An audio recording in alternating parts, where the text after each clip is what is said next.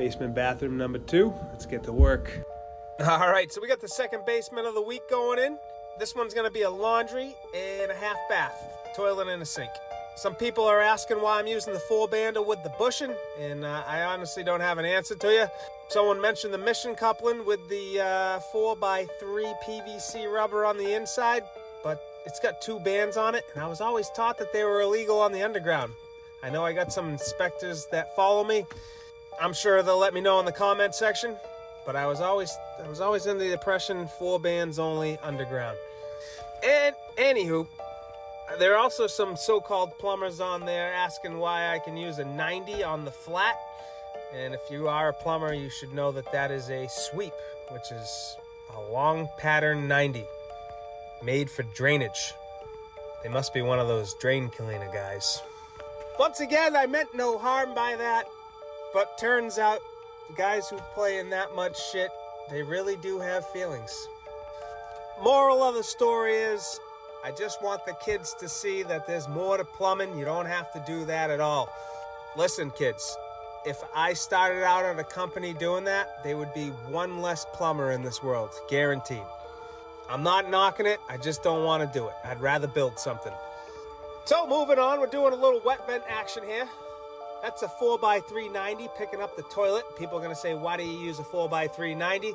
That's because when you run 4-inch up to the toilet, which is completely legal, on the finish, you don't have to worry about the concrete guys. You don't have to worry about the tile guys. You just cut that thing flush to the floor, and then a 3-inch flange slides inside the pipe. You don't have to worry about sleeving it in the works. On other news, I took the wife for a date night to New York City. I personally never been. The place is a vibe. I'll probably never go to Times Square again. No offense to you guys. It was a little overwhelming for someone who's never been there before. There was drain cleaners all over the corners. It wasn't raining out, but some of the sidewalks had some wetness starting at a building and working its way down to the curb in multiple areas. I feel like if you go to Times Square, you probably should be quarantined for like 7 days before you go and see the public again. But then the next day we went down to Bleecker Street over there, and that area I can actually do. It seems like it's kind of my vibe. Not a lot of people, and that's perfect for my life. Not a lot of people.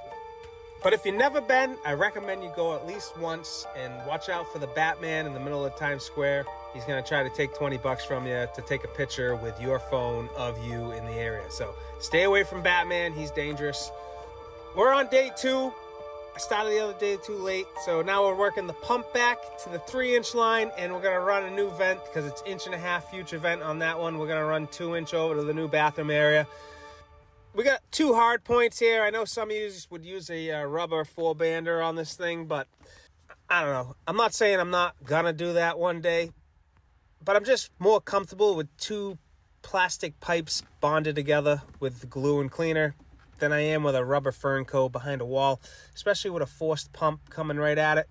Some of you are gonna say that it's not buried all the way in both sockets, but if you cut the pipe a little bigger than the opening, it gets about halfway in the socket and about halfway in the coupling, which is about a 1-inch insertion depth. And you can ask your wife all about that because she knows more than I do.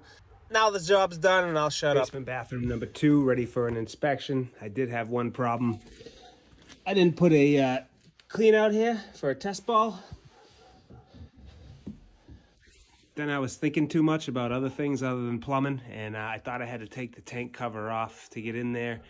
And there's a little porthole, but I already cut the PVC prior, so I also tried to test it without.